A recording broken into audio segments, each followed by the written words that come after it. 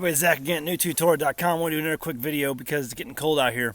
And so I'm looking at the news reports, looking on drudgereport.com and seeing the news headlines, and they're pretty bad. You got the Republicans out there fighting over this, and there are Democrats over there fighting over this, and basically what it comes down to is money.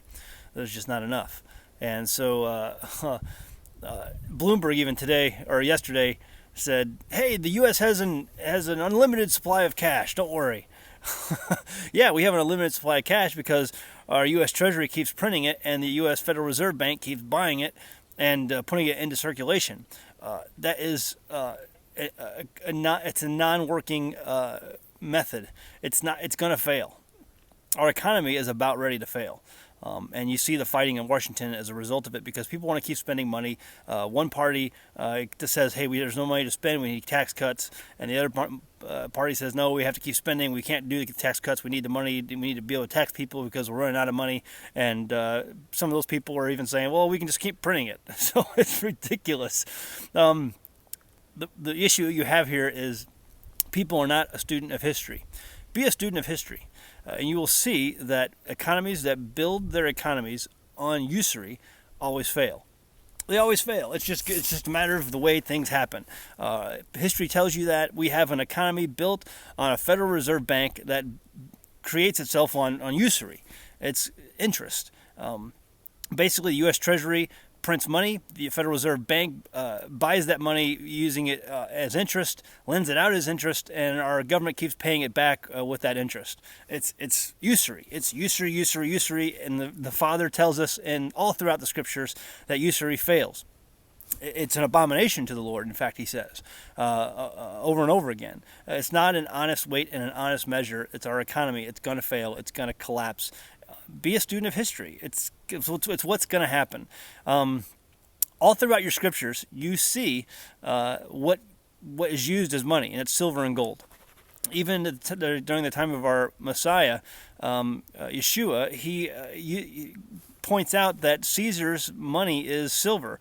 It's silver. It's what they used at the time. But Rome, later in later years, kept taking the silver out of their coinage and putting in tin or copper or whatever, and basically devalued and debased their currency, and eventually Rome fell.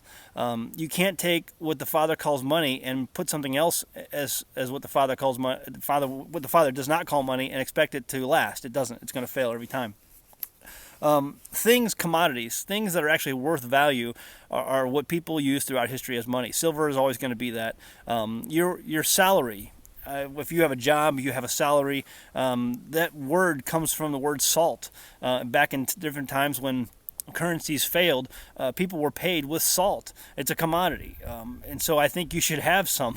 Do you have got salt? I do. I have stored salt. I have part of my preparedness preps has been to store salt, sea salt, and a product called Real Salt. And I think you should have some of that in your preps. Regardless, the economy, the way it is right now, you can see the Democrats fighting over this and Republicans fighting over that. And people on my Facebook page or, some of my friends list, the Republican friends are saying, oh, yeah, the Democrats, blah, blah, blah. And my Democrat friends are saying, oh, blah, blah, the Republicans this and that. And really, they're fighting over a collapsing economy. Nobody knows what to do.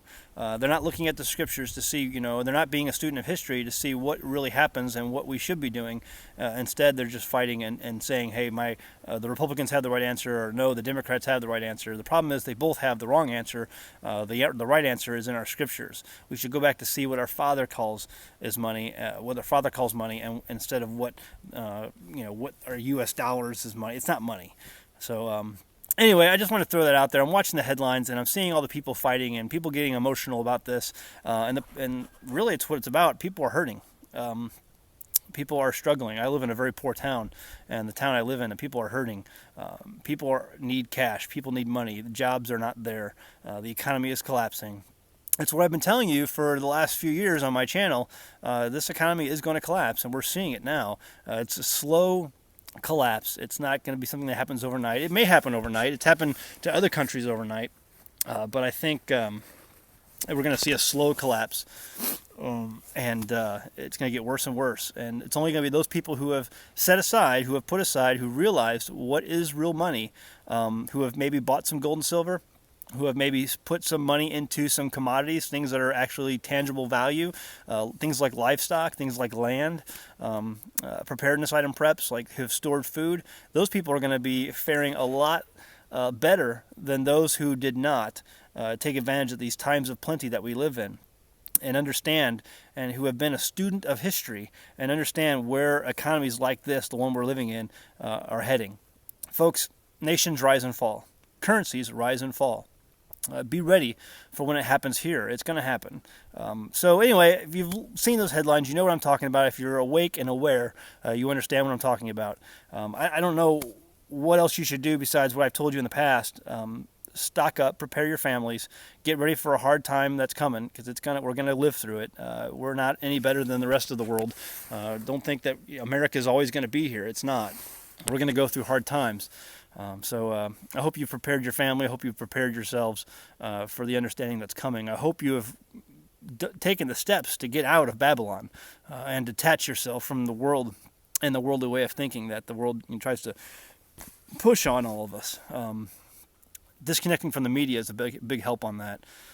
Sitting in front of your TV and being mesmerized by the images and the propaganda that they try to force feed you all the time will help if you get rid of all that.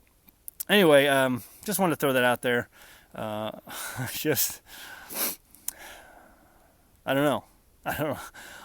It's horrible that there's going to be a lot of people hurting, and I hope you're not one of them. That's it. Be a student of history. Go home, read your Bible. Thanks.